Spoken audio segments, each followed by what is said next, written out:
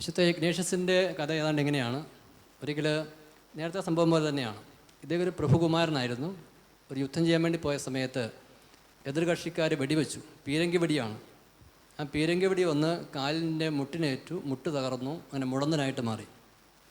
അങ്ങനെ മുടന്തനായ സമയത്ത് മിക്കവാറും എല്ലാവരും അങ്ങനെയാണല്ലോ നമ്മളെ ധ്യാനം കൂടാൻ വേണ്ടി വരുന്നത്.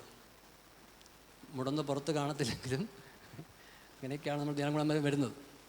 അപ്പോൾ ഈ ലയോള പുണ്യവാളൻ അങ്ങനെ ഈ മുടന്തനായി കിടക്കുന്ന സമയത്ത് വിശുദ്ധാത്മാക്കളുടെ ജീവചരിത്രം വായിച്ച് അദ്ദേഹം മാനസാന്തരപ്പെട്ടു.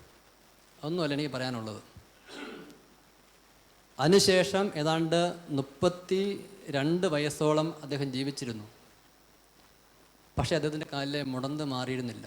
ജീവിതാവസാനം വരെയും മുടന്തനായിട്ടാണ് അദ്ദേഹം ജീവിച്ചത്.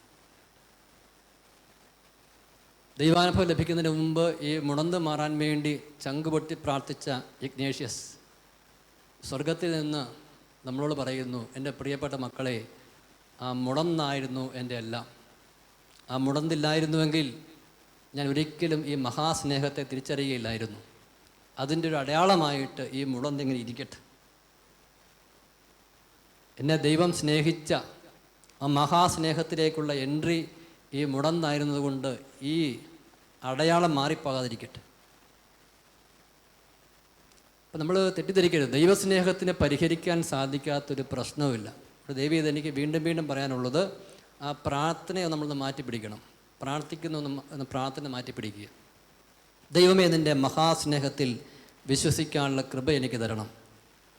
അവനിൽ വിശ്വസിക്കുന്ന ഒരുവനും നശിച്ചു പോകാതെ നിത്യജീവൻ പ്രാപിക്കേണ്ടതിന് തൻ്റെ ഏകജാതനെ നൽകാൻ തക്കവിധം ദൈവം ലോകത്തെ അത്രമാത്രം സ്നേഹിച്ചു എന്നൊക്കെ പറയുമ്പോൾ നമ്മൾ പണ്ട് വായിച്ച നോവലിലെ ഒരു വാചകത്തേക്കാൾ കുറച്ചൊക്കെ മെച്ചപ്പെട്ട ഒരു പുഷ കിട്ടുന്നതല്ലാതെ കാര്യമായിട്ട് നമ്മളെ സ്വാധീനിക്കുന്നില്ല. ഇപ്പം ധ്യാനങ്ങളിൽ സംഭവിക്കേണ്ടത്, ഇതുപോലുള്ള ധ്യാനങ്ങളിൽ സംഭവിക്കണമെന്ന് പരിശുദ്ധാത്മാവ് ആഗ്രഹിക്കുന്നത് ദൈവത്തിൻ്റെ സ്നേഹത്തെ തിരിച്ചറിയലാണ്. ഇപ്പോൾ ഇനിയുള്ള നമ്മളുടെ മുന്നോട്ടുള്ള ക്ലാസ്സുകളൊക്കെ ഞാൻ പറഞ്ഞല്ലോ, വേറൊന്നും പറയാൻ വേണ്ടി ഇപ്പോൾ എനിക്ക് കുറച്ച് നാളുകളായിട്ട് മനസ്സ് വരുന്നില്ല. ദൈവത്തിൻ്റെ സ്നേഹത്തിൽ വിശ്വസിച്ച് കഴിഞ്ഞാൽ പരിഹരിക്കാവുന്ന വിഷയങ്ങളെ ഉള്ളൂ എന്നല്ല മനസ്സിലാവുകയാണ്. അപ്പം ദൈവത്തെ പോലെ ഒരു മഹാനെന്നൊക്കെ പറഞ്ഞ വാക്ക് പണ്ടൊരു കൂട്ടുകാരൻ പറഞ്ഞ പോലെ തന്നെ വിശുദ്ധരെയൊക്കെ സംബന്ധിച്ച് ഇതിഹാസങ്ങൾ വിളിക്കുന്നത് പോലും പരിഹാസമാണെന്ന് പറഞ്ഞത് വിശുദ്ധരെയൊക്കെ. അപ്പം എന്ന് പറയുമ്പോൾ ഇപ്പോൾ ദൈവത്തെയൊക്കെ മഹാനെന്ന് വിളിക്കുന്നത് കഴിഞ്ഞാൽ ഭയങ്കര നാണക്കേടാണ്.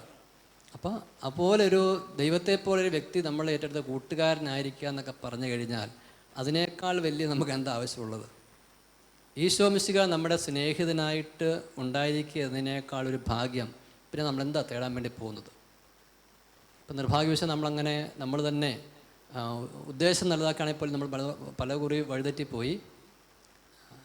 അപ്പോൾ നമുക്ക് തിരിച്ചു വരാൻ വേണ്ടി പരിശുദ്ധാത്മാവ് ഒരു വഴിയൊരുക്കുന്നതായിട്ട് തന്നെ നമ്മൾക്ക് മനസ്സിലാക്കണം. ദൈവത്തിൻ്റെ മഹാസ്നേഹത്തിൽ നിങ്ങളവിടെ ദയവ് ചെയ്ത്, തീർച്ചയായിട്ടും നിങ്ങൾക്ക് പല കൂട്ടം പ്രശ്നങ്ങളുണ്ട് എന്നുള്ളത് നിങ്ങൾക്കും അറിയാം, എനിക്കും അറിയാം.